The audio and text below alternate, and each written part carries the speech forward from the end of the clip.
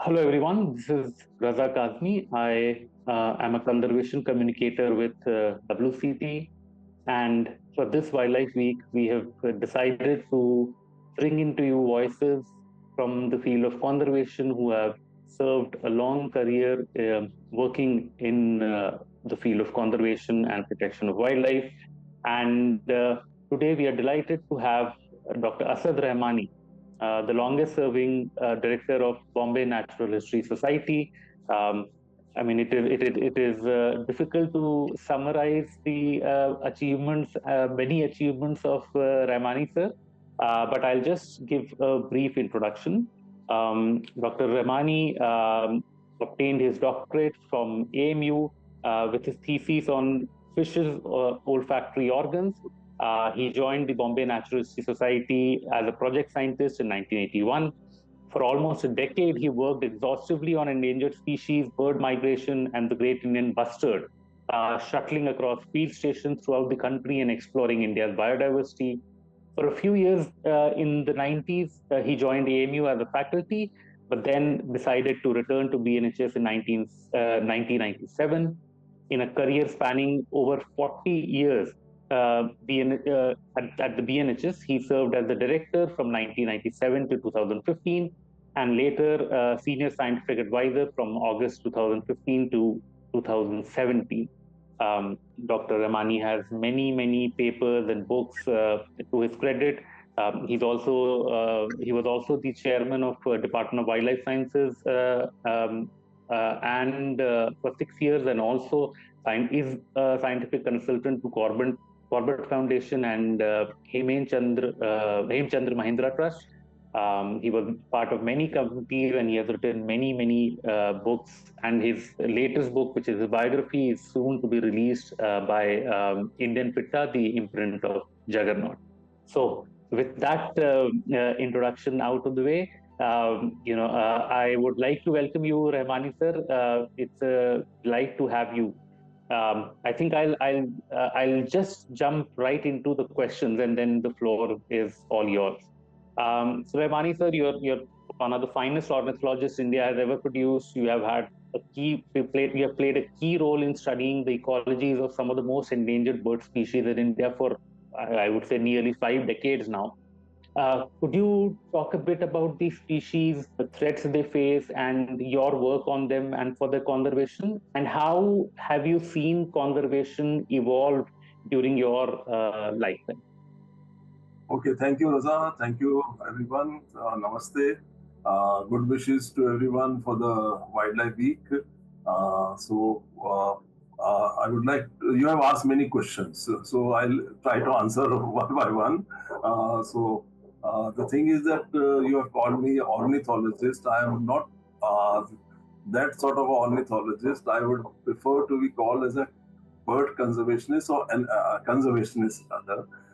Because in the classical ornithology, which I work with Salim Ali, Abdul Ali, and many others, in that they generally describe the species, new species, describe taxonomy, that sort of a thing, which is considered as a sort of a classical ornithology, which I have not done it because by the time I joined BNHS, and so these things were slightly sort of not over, but they had been done earlier by many people.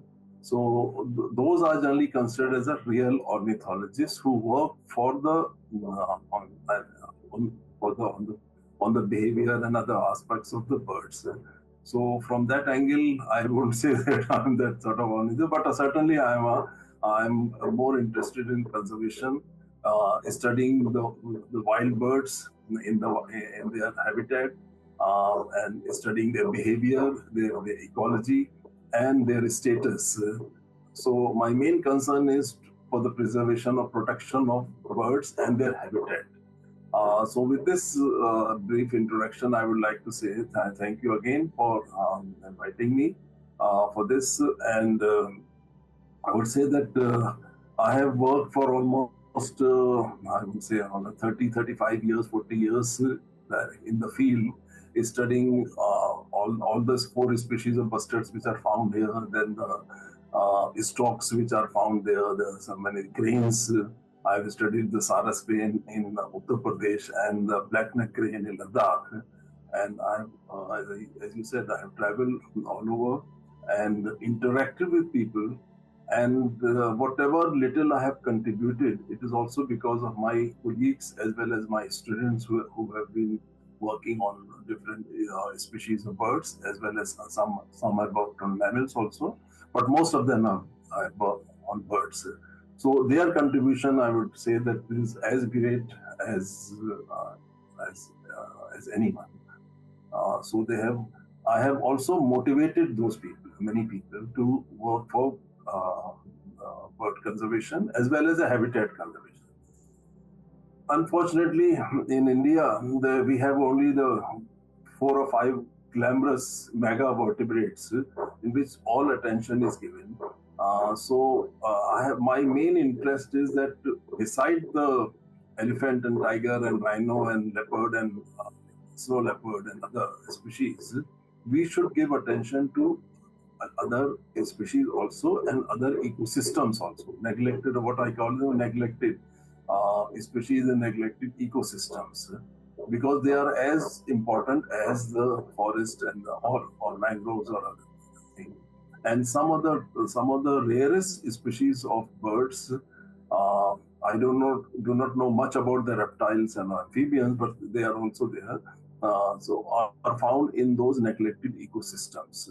So we have, and these neglected ecosystems are generally outside the protected area system. We have got nearly 700 protected areas of various categories, from national parks, sanctuaries, conservation reserves, and other type of protection.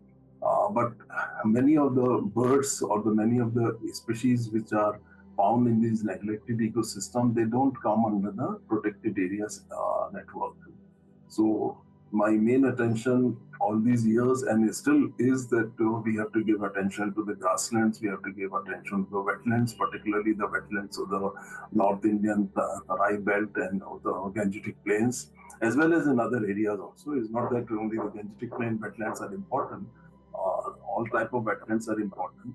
So and the species which are found there.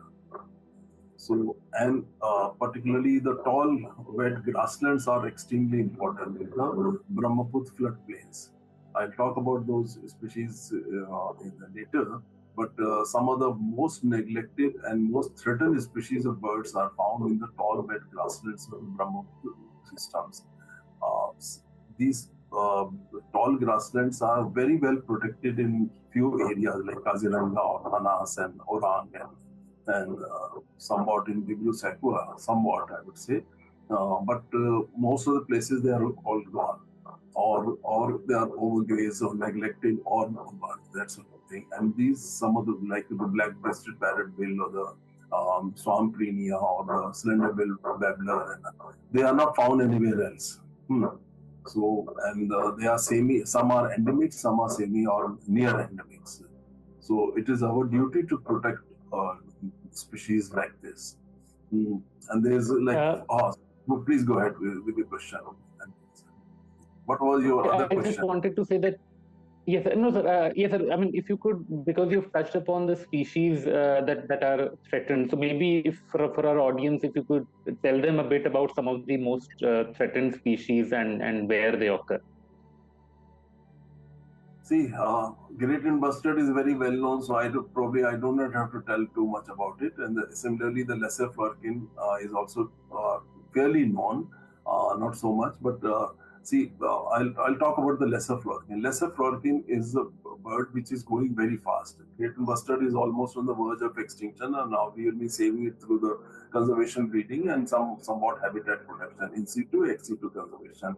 So well known, but the lesser florican is also going the way the Great Indian Bustard has gone, and it is mainly because of the habitat protection or habitat deterioration, which has lesser florican is an obligate species to the grasslands.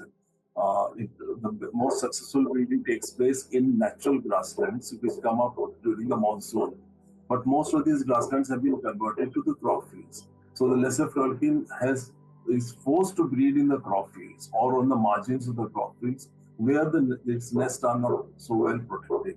and sometimes they are destroyed because of the agriculture practices, not intentionally by anyone, but because of the presence of human being or the tractors or the machines which are now increasingly used in the agriculture practices, they are destroyed.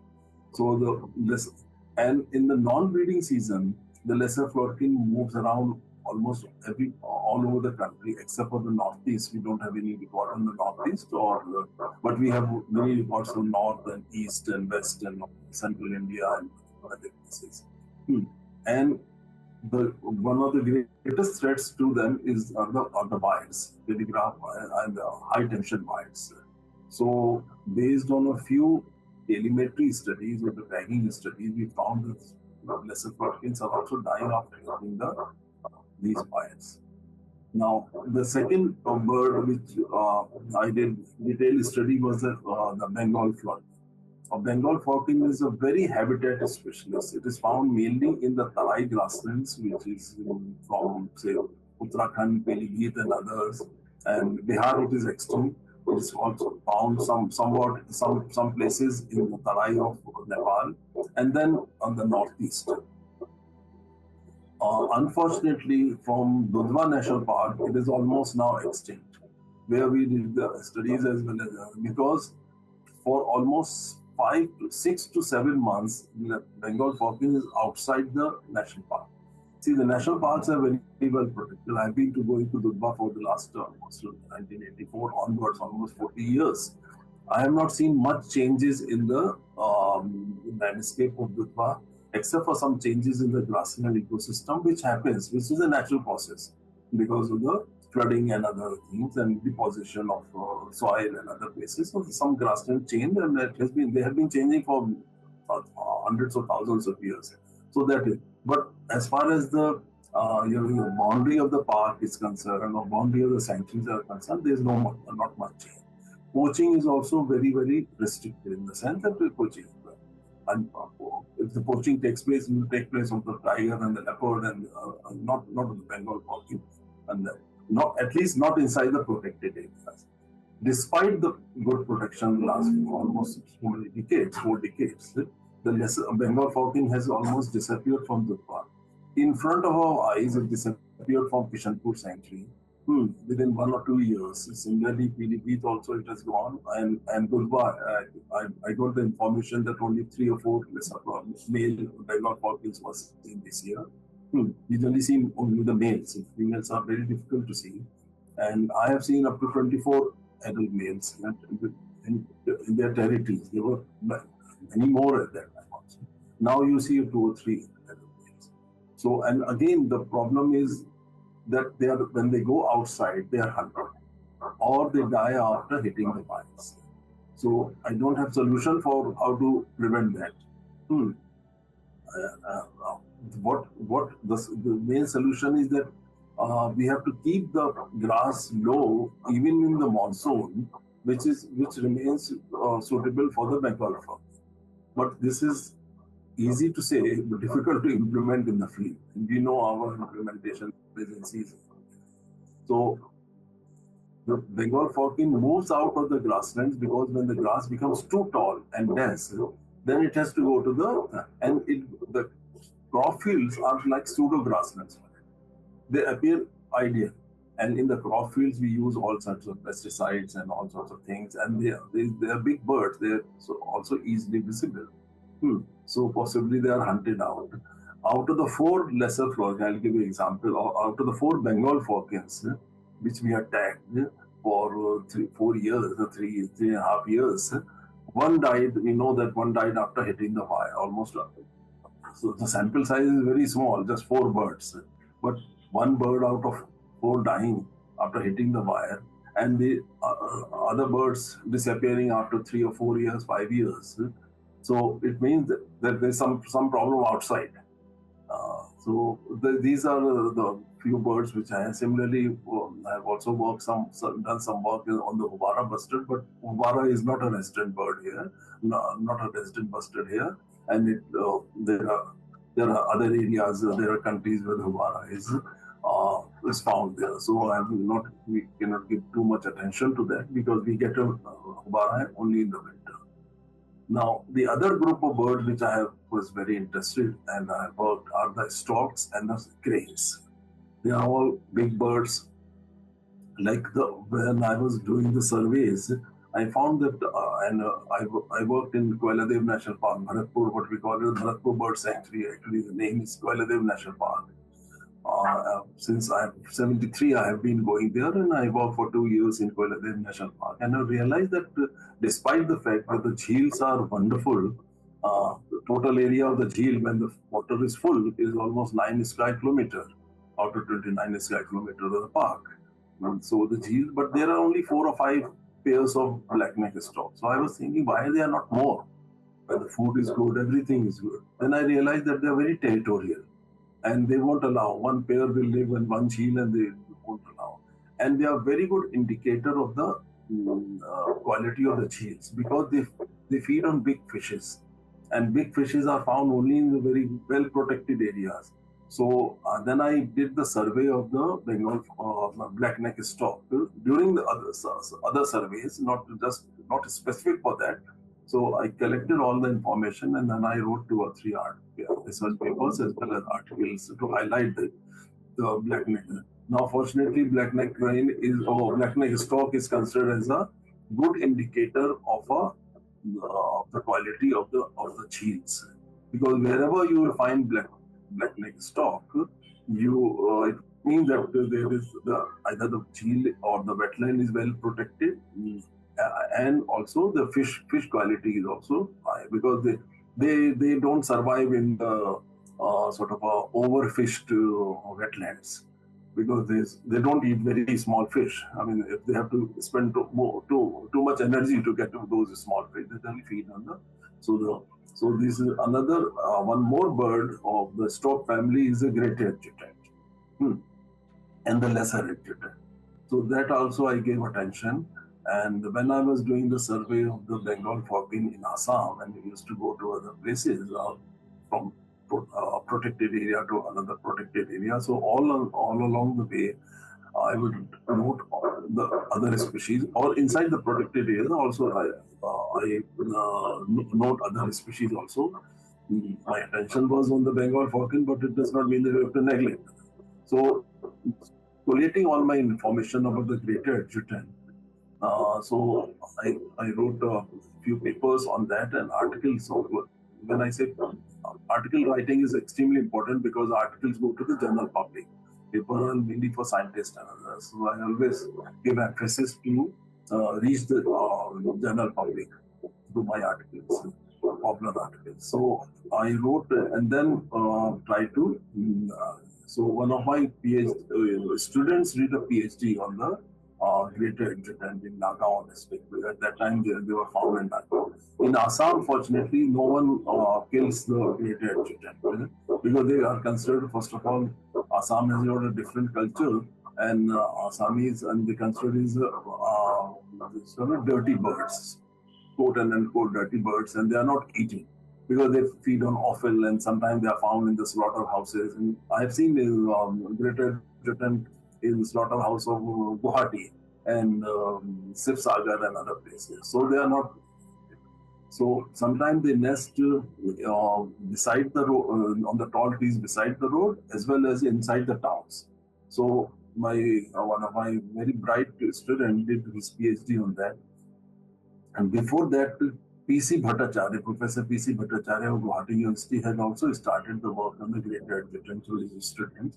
So now we have got good information about the greater adjutant, and Dr. Purnima Burman, she has done absolutely wonderful work to highlight the plight of the greater adjutant and to involve the local communities. She's wonderful, I would say. So I'm very proud that she has taken up this work with passion. See, conservation is done with passion. Of course, you have to have conservation action on the ground, but unless you have passion, you won't be able to spend so much time and so much effort and so much, your energy on the species. So, and in 2006 and 2007, another wonderful conservationist, Arvind Mishra of Bihar, He's the greatest, I must say that he's the most famous conservationist of Bihar. He found greater Indian breeding in Bhagalpur area, and he has also done wonderful work along with the forest department to work with the communities to protect the greater Ajdutant. They were already protecting it, that's why the bird was surviving. But he highlighted it and he brought it to the attention of the authorities, and now Bihar government very proudly talk about the protection of the greater Ajdutant. So, so these are some of the actions which have taken place. I would say through my efforts and through the efforts of my students. One more thing is the Sarus Crane. Sarus Crane was given, has been, Gopi Sundar has worked on Sarus Crane for his PhD in Etawah, Manpuri area, which is known as a capital of Sarus Crane in the world, because Manpuri, Etawah, I think there are 300 to 400 Sarus Crane in that area when Gopi was working, probably more. So Sarus is also a protected species, traditionally protected species. So it is, most of the people think that there is no problem because no one hunts Sarus crane. And Sarus crane has been highlighted in the Mughal period and like that. So it's not that it is, and in our culture, in our literature, in our mythology, everywhere Sarus is a protected species. But most of the people don't realize that Sarus nest in small wetlands, not in the very large, deep wetlands, shallow wetlands or shallow jheels, which are the typical floodplains of jheels. And these jheels have been converted into crop fields, or the dying. And now there is another scheme to grow singhara in the jheels, and singhara seasons starts slightly late when the Sarus crane start breeding by June onwards, as depending on the monsoon. But it also coincides with the when they start growing the singhara. So many wetlands are disturbed because of the singhara. So the Sarus is having a huge problem. For Sarus also is a problem of the high tension wires. They fly whenever they have to fly. They fly at the same level where most of the high tension wires are present. And during my 2 years of study on the Sarus crane in Uttar Pradesh, I found many dead Sarus cranes, or almost 8, and sometimes 2 or 3 Sarus cranes die when they fly at the same or hit the wires. So Sarus apparently looks well and protected, but the population is decreasing. And how much the population decreasing, I have no idea, because I don't have that sort of a data for the whole country or Uttar Pradesh. But Sarus is not. They are long-living birds. So when the long-living birds, when the adults die, then the population crashes. So even if they don't die, if they are not replacing, they are not, if the progeny is not surviving because of dogs and because of various factors, because of the the disturbance during the breeding, the breeding. So what will remain once the adults die of natural death? So we may be very happy. Okay, we can see Sarus. But slowly one pair dies, or one individual dies here, you don't notice it. Second individual dies somewhere, you don't notice it, and then slowly the population decreases. Same thing. I'll talk about the black neck crane, which breeds in Ladakh and Changthang area particularly. And there are some earlier records of breeding, or at least pair being sighted in Sikkim. But they are mainly winter migrant in those areas. But in Ladakh, they breed in summer. And they are a part of the larger population of the black-necked crane, which is found in Tibet and China. Nearly they say that there are nearly 13 to 14,000 black-necked crane in the world, And in Ladakh, we get a very small population, probably 100, 120 birds. But they come for breeding, and then by October, this is by next year or next month, they will be back to China. But because of the free ranging stray dogs, they are having a huge problem of breeding. For example, I just got information from Hanle. Hanle used to have 4 pairs. I have seen it 4 pairs, and every pair will have a chick or 2 chicks. This year, not even a single chick has been found. Last year I went there. There was only 2 pairs or 2 pairs with one chick. This year there not even a single chick, and the main cause is the disturbance by the dogs, free ranging dogs, because they can swim and they can go and disturb it.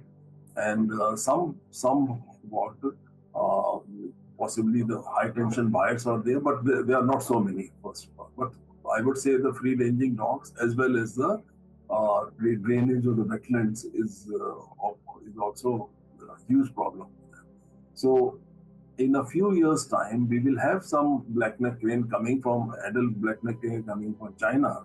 But if we do not have recruitment, good recruitment every year, recruitment means young ones coming in the population, then what will remain in 15, 20 years? Nothing.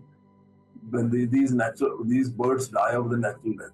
Again, cranes are long-living birds, so they may survive for another 30 years. We all will be happy. I saw black-necked crane. But out of 4 pairs, you see only 1 pair now in Hanle. And 1 pair also will disappear in a few years' time because of the lack of breeding or killing of the chicks and the eggs or eating of the eggs. So what will remain after a few years? So that is my concern and worry. We have to start taking steps now for the black-necked crane. And some other steps may be not socially acceptable, but we have to take steps if we want to save the black-necked crane.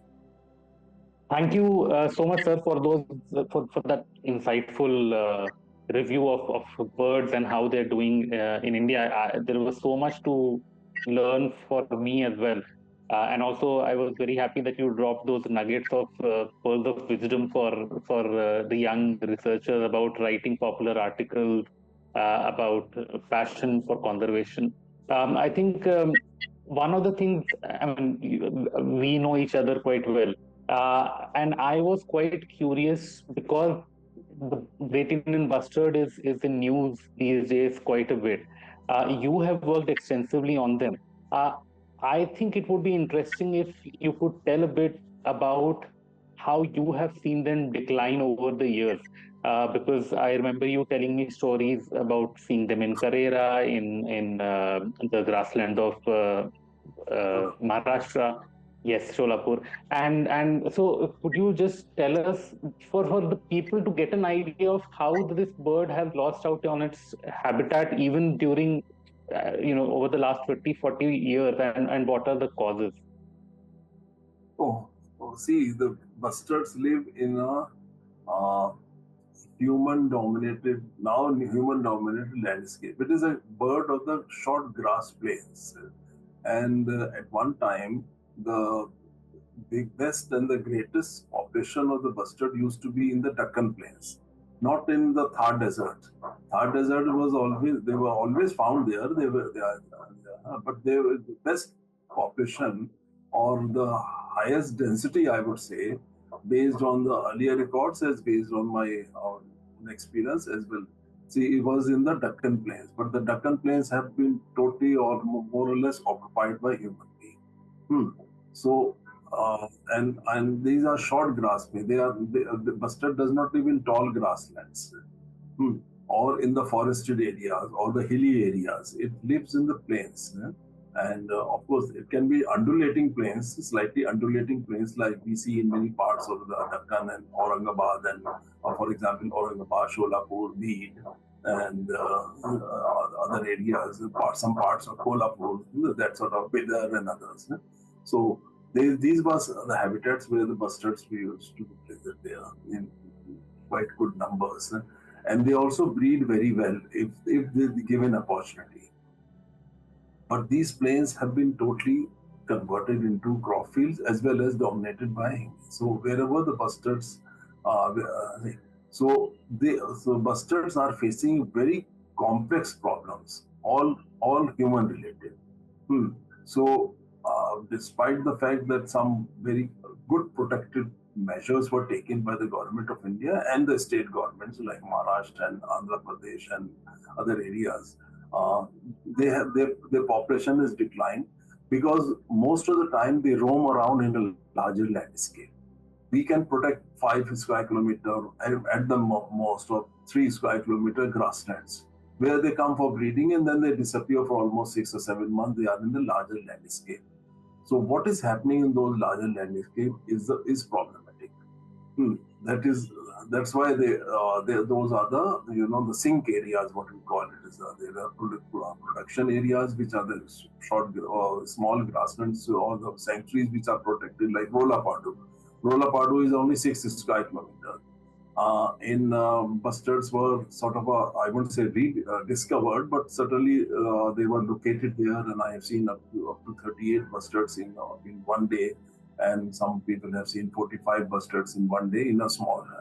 They had Rolapadu had wonderful time for almost 10 years, 10, 15 years because of the good protection provided by the Andhra Pradesh government. But they can't provide protection to the larger landscape because it is not in their mandate and it is not in their control also. So to be honest, they can't do it. Now, when and bustards live only in the semi-arid areas and semi-arid areas, not in high rainfall areas or intensive agriculture areas. They can survive. Bustards can survive in the marginal agriculture areas which are monsoonal dependent. So, because, but they can't survive in the intensive agriculture areas because they are, throughout the year they are disturbed and they are, in the sense, from the bustard point of view, not from human point of view. And the agriculture crops are also changed and like that. So, the canal came very close to the bustard area. The forest department could not do anything because it is not in their control. I'm not blaming them because they have done wonderful protection. As far as the protection is concerned, it was, I would say, excellent inside their protected areas and in slightly surrounding areas also. But you can't change the route of the canal. You can't change once the canal came, the whole crop pattern changed. And the bustard disappeared. Despite the successful breeding in Rolapadu grasslands, the bustard disappeared. Now there are 3 females left. 3 females are left. They will also disappear because the bustard is also a long-living bird. So they will survive for probably another 10 years. People keep on saying bustard is found there, but they are not productive. It's not a productive population. It is the dome population. Same thing happened in Sholapur, Nanaj area. Nanaj was also very well protected. The bustards were breeding there, but most of the time they were going outside the protected areas. So there they were dying, or they will less and less number. So it has happened everywhere. So now coming to Nalia, there is another habitat which bustards were found there. Of course, Nalia is in Kutch. So bustards were found almost the whole of Saurashtra at one time. But we are not going to the historical details because then it will be half of the country the bustard used to represent at one time. Like your cheetah or black buck and like that. So in Nalia grassland, they were surviving. And I have seen around 9 adult males displaying in one season in one area. There were 2 or 3 or more males and like that. Now there are 2 females left. The story which happened in Nanaj and other areas of similar story was in Nalia grassland. But it is not because of the changes in the land, not so much because of the change or the population increase, because in that area the human population is, I would say, more or less same, but it has not increased like it has increased in Sholapur and Rolapadu area or other parts of the bustard distribution. But there it was the problem of the windmills and the fires which had come. So those things have killed and some of the high tension wires are going right across the bustard grasslands. Hmm. And earlier we didn't realize that these wires are also killing bustard. Once we realized that in the last 15 years or 12, 15 years time, then we found that this is a major problem for them. We are protecting the habitat. Forest Department has done Nadia grassland quite well protected. But birds are dying when they fly, when they hit the wire. And bustard has, when the bustard is flying, it has to be successful all the time. The wire has to be successful only once by killing the bird. so every time the bustard, and unfortunately the flight height and the wire height is almost same or similar. So many times we have seen the bustard flying below it or above it. That they do it, but they have, as I said, wire has to be successful only once. Bustard has to be successful all the time. So and they are again long-living birds, and they die. So one of the track birds, the Wildlife Institute of India has put the PTT on two birds. One of the bird died after hitting the wire, and we know many cases of bustards hitting the wire, and the wires are now everywhere. It is like a mesh, aerial mesh, so the bustards cannot escape from that. And they are also disturbed by the dogs, free-ranging stray dogs. Bustards generally don't fly unless they have to go long distance, or unless they have to go further walking. They are generally mainly terrestrial birds. So many times you can see the bustard throughout the day just walking in the grasslands and foraging in the grasslands, and they won't fly. But if they are disturbed by the dogs, they have to fly. And every flight is a dangerous flight for the bustard. Okay, so they are hitting it. Now coming now to Jaisalmer and other areas, they are also in the last 40 years. I went to the Thar Desert in 1981, and after 82, 83, I did extensive surveys from Bikaner to the Barmer and other areas, also Jalore and all the districts there. And bustards were found from Bikaner to up to Barmer. Now Bikaner, there are one or two left. There used to be wonderful areas where the bustards are there in Bikaner. Jodhpur also there. From all over, the bustards have disappeared, except for some remaining in the Desert National Park. Desert National Park is 3,162 square kilometers. There is no wire inside the park. There are wires outside, a windmill just outside the park. Probably 300 meters from the body of the park, there are windmills, but not inside. And Forest Department has created nearly 70 enclosures, big and small, of nearly 90 square kilometers. Which these enclosures are areas where the bustards breed and forages and like that. They spend most of the time, but they also spend outside. It's not that they may be breeding as the last option. They may be breeding inside the enclosures because they don't have any other option, because the enclosures are only protected areas. But they forage outside. They go outside. When they go outside, they are killed by the wires, as well as there are lots of dogs and other things. So same thing is happening in Jaisalmer. Now probably there are 35 to 40 bustards in Desert National Park. And there is another area which is a field firing range, which is around 2,800 square kilometers, which is under the army. And fortunately, it is under the army. That's why it is there is no wire. There is no. There is good protection. There also probably around same number of bustards are surviving. Probably 30, 35 bustards are surviving. And they also breed there. So the whole country, there are only two viable populations left in the whole country: Desert National Park and the field firing range. And there could be some exchange. In between also there are some birds which are found there. But again, the windmills and the high tension wires are everywhere. So it is a big issue. The issue is in the court, Supreme Court. Dr. Ranjit Singh had gone to court. There are so I won't be able to tell much more about it, because it is the case is in the court. So we have suggested, when I say we, it is not my work. It is the work of the Wildlife Institute of India and BNHS. So in the last 4 or 5, 6 years, they have done it. wonderful studies, extensive studies on the impact to the wires as well as the impact to the dogs and other things. And both the organizations have suggested some areas where the wires should go underground because they are crucial, because they are in the flight path of the Great Indian Bustard between the 2 habitats and 3 habitats or whatever when they move around. So unfortunately, till now, no wire has gone underground. They say always the cost is high, cost is high, like that. And another recommendation is that what you call it is the cut it down. अच्छा काट देना इसको अच्छा वो bird diverters.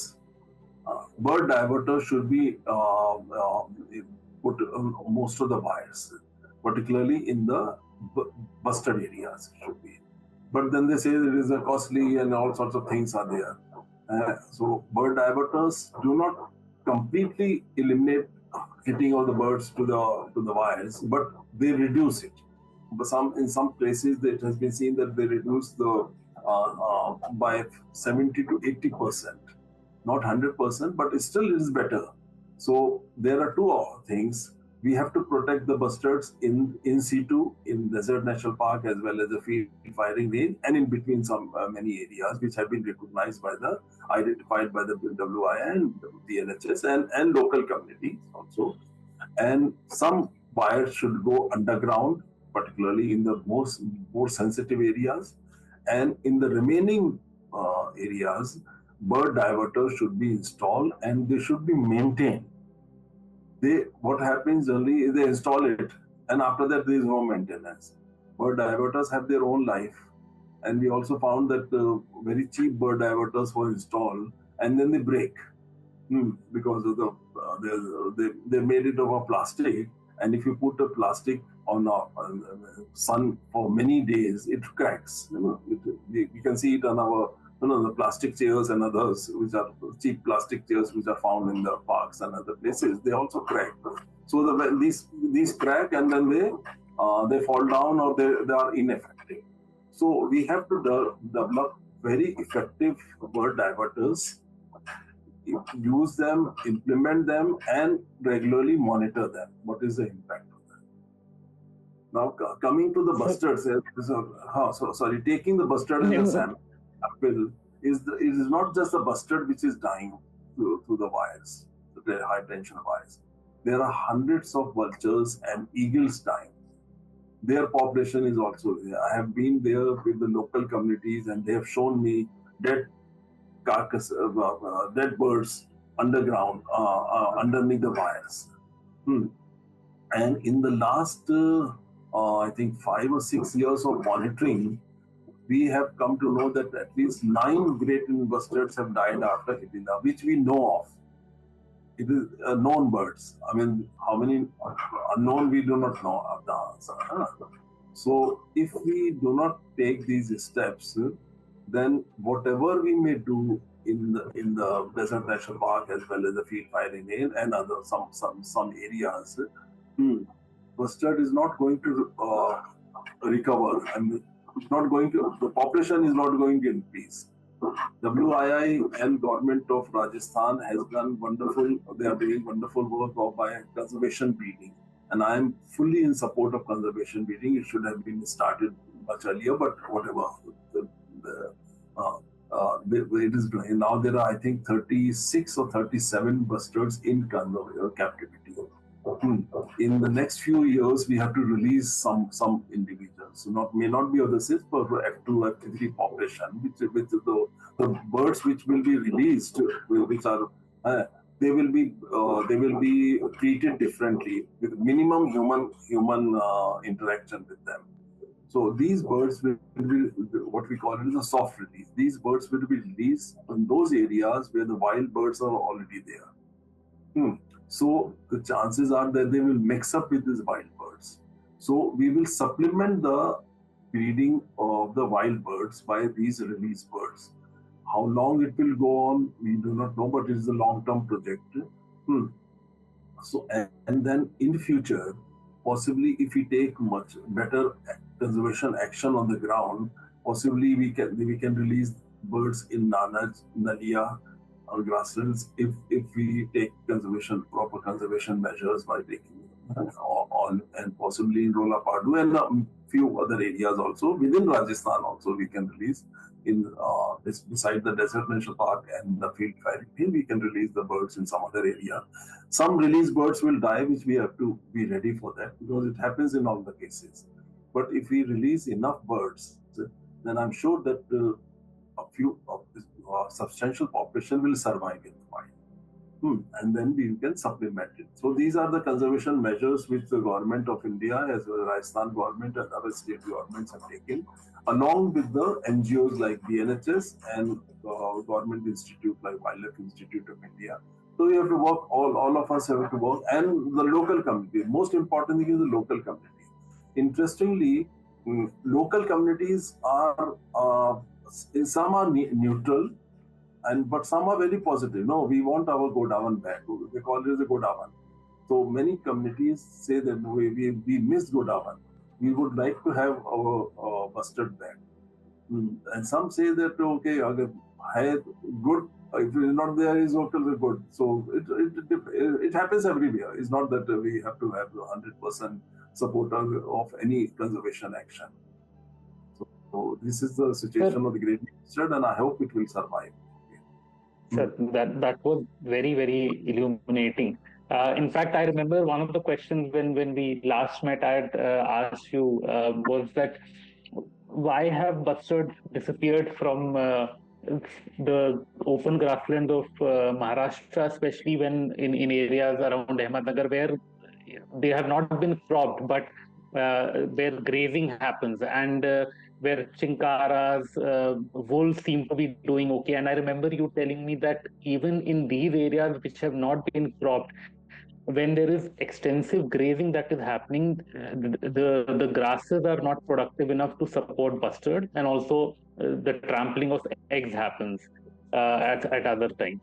So I think those are very key points, and the fact that you talked about these overhead wires and the fact that a lot of these large birds roam outside protected areas, that is an interesting segue to get into the next question, which was basically this: that a large part of India's bird life, the habitat of India's bird life, either partially or wholly lies beyond forest department land.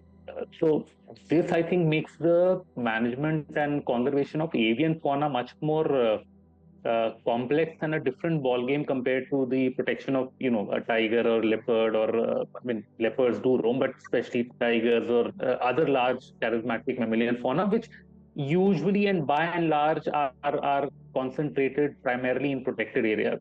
So in your long experience, what do you think are now the best management practices to preserve such birds which are occurring outside forest department areas, lands? Oh, it's a very complex and maybe sir, if you could briefly touch upon some of the key aspects, sir, if you could. See, as the problems are complex, human-dominated landscapes, the solutions are also not very simple. The most important part is that we also have to get the support of the local communities. In many cases, and in few cases like Sarus Cranes is a support already there, is a latent support. No one is against Sarus or like that, but still Sarus population is decreasing because of the habitat. So, and we also have to give attention to the habitats, particularly to the grasslands, which have been neglected. And interestingly, that we have got the largest the livestock population compared to the area. Probably almost 15% or 50, some say 20% of the livestock of the world is in India. Some say 15%, whatever. 15% is also a very huge number. But we do not have a grazing policy on which the livestock feeds on. We do not have no grazing board. We have the Wasteland Development Board, but we do not have a Grassland Development Board. Dr. Ranjit Singh and myself have been harping on this for the last almost, I do not know, few decades, that we should have a grassland policy as well as a grassland development. And most interestingly, we are not saying that all these grasslands should be should be sanctuaries where nothing should be done. We are saying when the grass is growing during the monsoon, that that is a time when most of these birds breed. In the grassland birds breed. So at that time it should be protected. And the non-breeding season, starting from say October, end of October, November, then the grass should be harvested or sustainably harvested or sustainably grazed. These are the areas of solutions for the grassland birds, and this we can increase it. This is in regard to the grasslands. We have to develop a large area for our livestock. Grasslands should be protected for our livestock. And beneficiaries will be livestock as well as the birds and the mammals and the reptiles which breed in that those grasslands. There are some good protected grasslands. I would say Velavadar is wonderful, very well protected for the last almost how many years? Again, 4 or 5 decades. But we have to replicate that sort of protection. But that is a national park.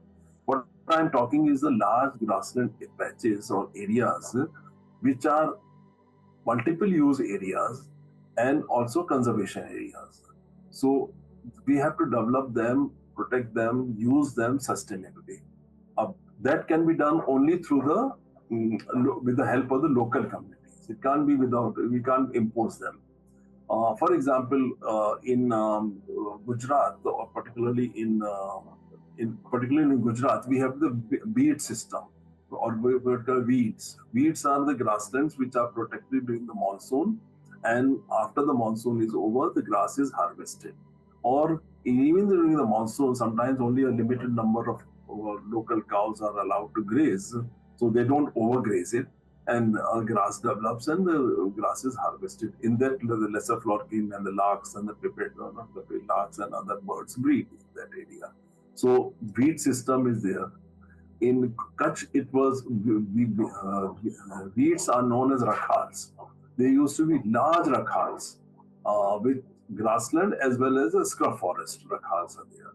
So we have to protect these rakhals, and these rakhals are also not only good for florican and bustards, but they are also for the caracal, the wolf and the jackal and the foxes and the lizards and all sorts of things.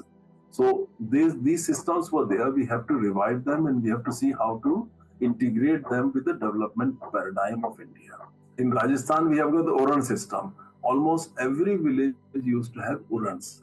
Urans are protected areas, locally protected areas, or the traditionally protected areas, where some, and Urans are of different types also, depending on the communities. Trees are not cut. You have got a very large number of khejdi and prosopis, not prosopis, I mean the acacia and bear in the Uran.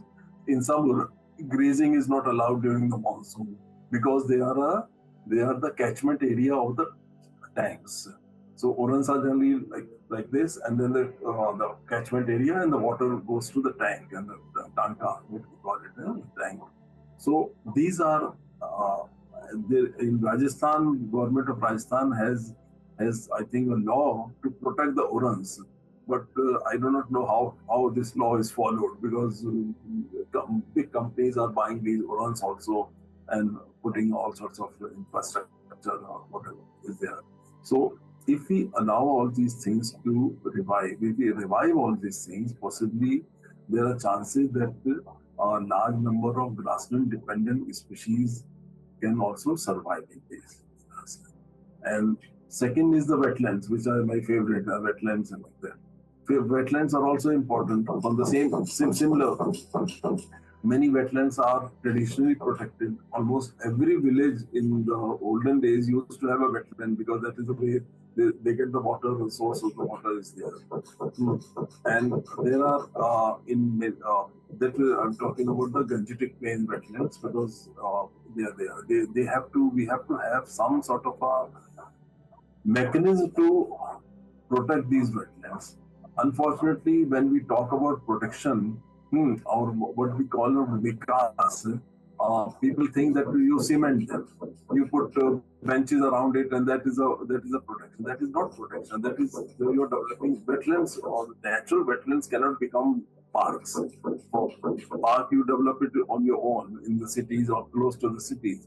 But natural wetlands should be protected for their role in natural ecosystem of that area, and the role is mainly, the water regime, maintaining the hydrology of that area, maintaining all sorts of other, what we call it, the ecosystem services of the wetlands.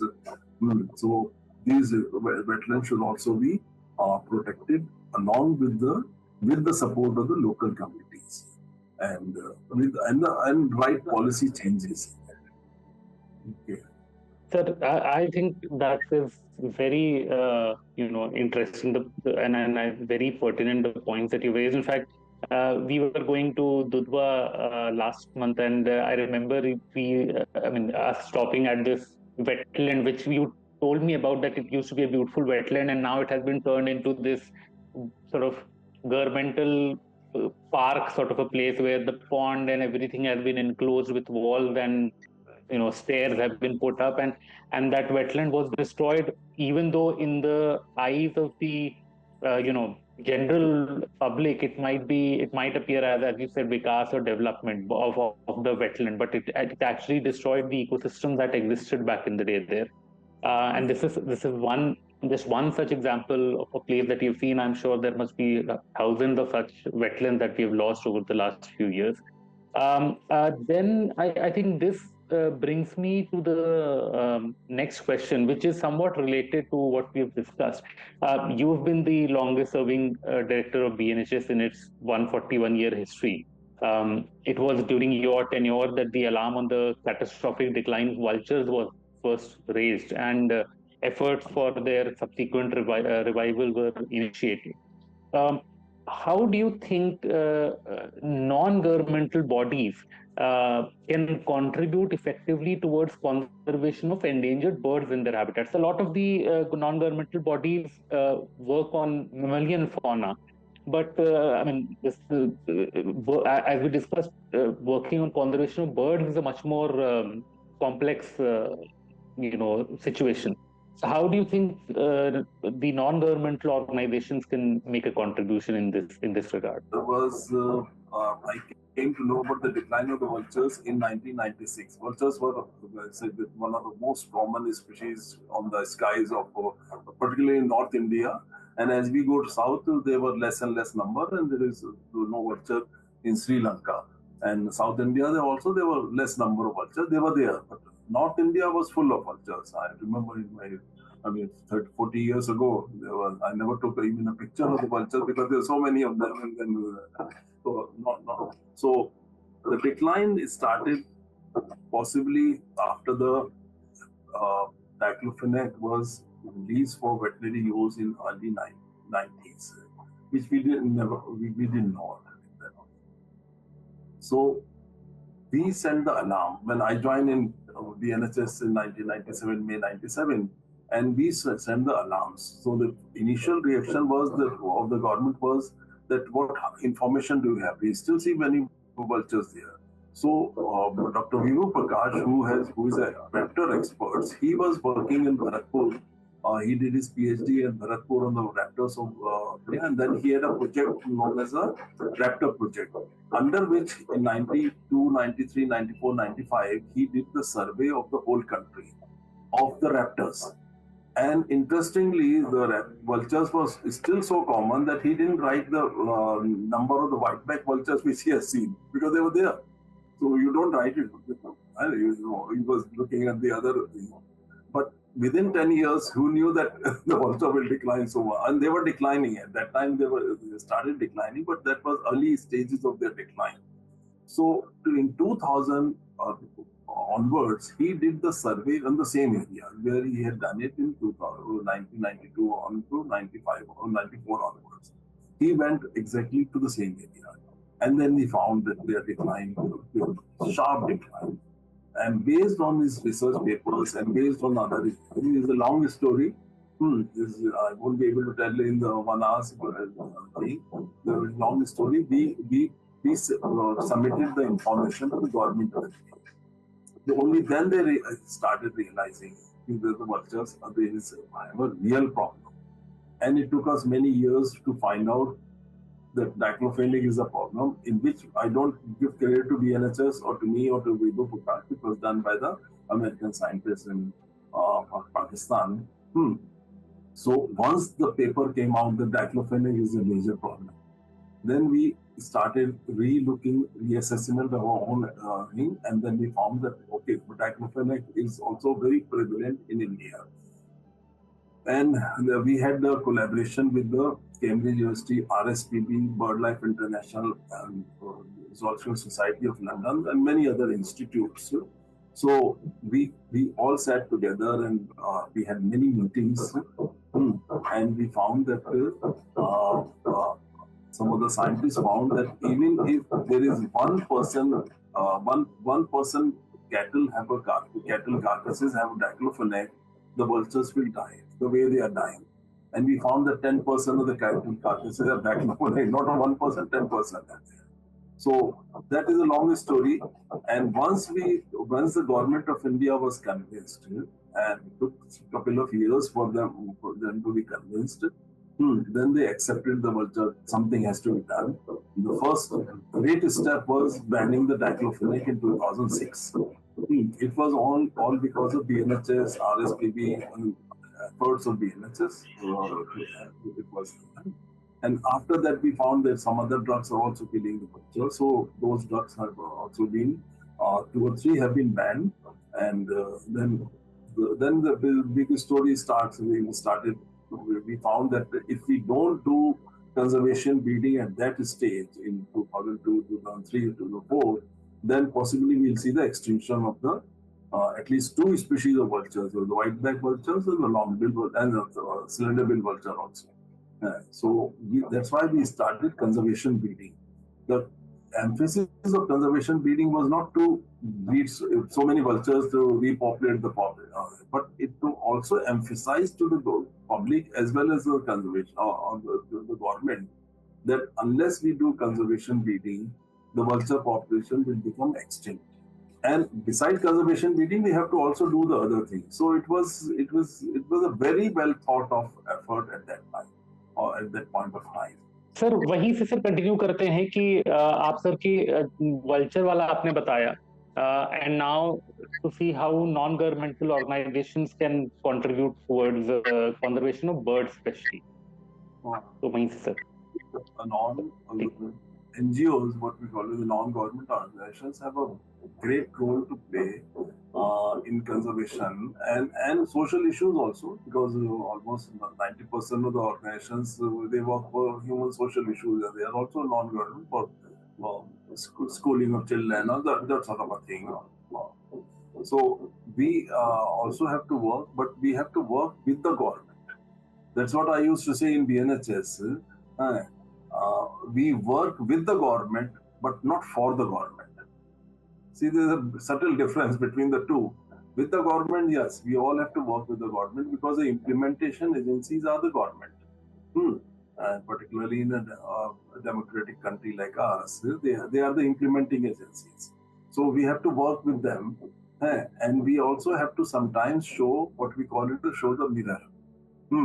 NGO should also be strong enough to show the mirror. If something is going wrong or things have not been done properly according to the whatever good information, then we have to say that the government has to do these steps, to take these steps. So what we call it is showing the mirror to the government. So, but for that we have to have very good information, scientific information, social information, information about the species, information about the habitat. There our role plays important, we play an important, NGOs play an important role. That we cannot be just, the banner holding NGOs that you do this. But we have to base our arguments, our stand on science, good science. Particularly in the case of the wildlife, we have to have good science and before we say anything. Like for example, taking continuing with the vulture issue, because we showed it through science that the vultures are dying and this is a problem and this is a solution. So the government was also convinced. It took some time to convince him, but they were convinced and they took steps. See, banning diclofenac, we can't do it because it was allowed by the government, but they reversed their decision. So in many cases, the government has taken good steps based on proper arguments, proper science, and like that. So the NGO role is quite great, particularly when we are working in the landscapes, large landscapes, where protected area network may not do work.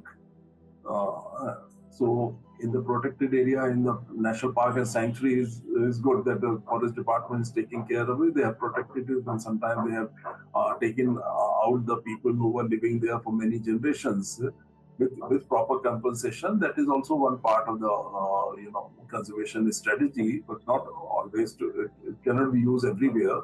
But in the large landscape, we have to work with the social NGOs together with the social NGOs which talk about the human being and then the social issues, and also take the help of the whole government.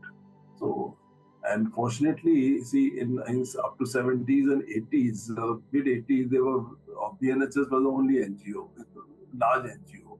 Of course, BNHS is not the oldest NGO. The oldest NGO is the Nilgiri Wildlife Association, which was established in 1877. BNHS was established in 1883. But BNHS worked all over the country, so at that time it was the only big organization. But fortunately now we have got very good organizations. I won't say local organizations, but they are good organizations like the WTI, Wildlife Trust of India. WWF has, of course, it is all over the world, and in India also they have a lot of branches, and there are thousands of scientists working and thousands of people working with them. ETRI is another organization. In Assam, we have got RNK, which is doing wonderful work. So we have got a very large number of WCT is there. And particularly in South India, there are local organizations. There are a very large number of local organizations, which I don't see it in North India so much, because South India. So these local organizations, which may work at the district level or at the one habitat level, their role is also important. So we have to appreciate the role of each and every organization and work together. So, sir, now onto a question that I think, which is, I could say, one of your pet peeves, is that a valid critique of Wildlife Week and other public celebrations of wildlife is that we tend to disproportionately focus on our mammalian fauna, especially the charismatic species, tigers, leopards, elephants, while avian species and ecologies don't often get their due. I mean, now at least there is some conversation about bustards and vultures, but beyond that, again, we don't speak about many other species beyond these two. So why do you think that avian species are not as celebrated as much as they should be, and what can be done to change this? I hope this conversation itself is one of those small starters to make that change, but yes, please do that. It's not the avian species only. It is about the fish. Fish are out of view, out of mind. Similarly, the frogs, lizards. I don't work on these groups, but they are extremely important. The frogs, they are totally neglected. Almost 40% of the frogs of the world are under red list, much more than the mammals or the birds and like that. So, beside the mammals, particularly the large mammals, we have nowhere in the world, I would say, the attention is being given to the smaller flora and fauna and plants. Plants are also many plants are also threatened with extinction, and many may have become extinct already. So we have to give attention to all the taxa. So when we say it is a biodiversity, so biodiversity means everything, including and one species include every species, including tiger. Tiger is not biodiversity. biodiversity includes tiger or leopard or rhino or elephant like that. They are glamorous species. They are certainly or the giant panda or other species or giraffe.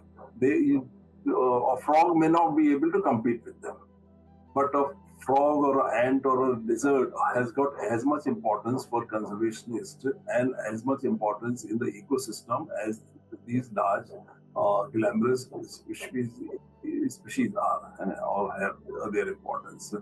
So, as a conservationist, we have to give attention to all species. Unfortunately, there are not much funding. My own researchers say, sir, if I take a study on a particular bird or a frog like that, where will the funding come? So that is a very valid question. People are willing to give fund for snow leopard, but how many people are willing to give fund for the toad, which is found in the same area, which is also a unique species surviving in the cold desert? So I think we have to change our funding as well as a attention paradigm. I would say that in the last few years, there are extremely good, intelligent young people working on lizards and frogs, and so they're doing taxonomic work, which is the base of the conservation in the sense that first we have to know what we are going to save it. So unless we know that, we may not be able to save it so much. So there are youngsters who are coming up working on these. If you say that calculate the number of the people who are in conservation, probably majority will be working on these species, not on tiger or leopard or rhinoceros. It does not mean that we should not work on megavertebrate. We have to work on them also, as well as in all our areas. Not only the species, but also the ecosystems we have to work on. We have got the forest department.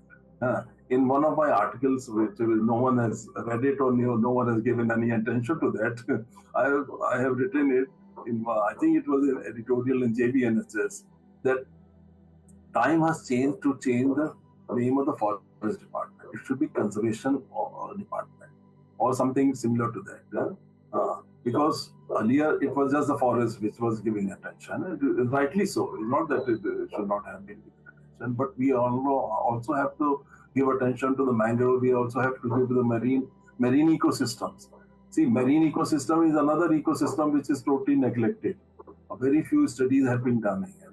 So my question was, I asked in that article, that what will the forest department do in the mangrove or in the not mangrove? They can say that they'll plant mangroves there, but what about the underwater, under the sea?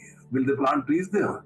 So we have to have a conservation department, but that is a tall call. No one will give attention to that. But the thing is that we have to change. At least if we can't change the name, we should change our thinking.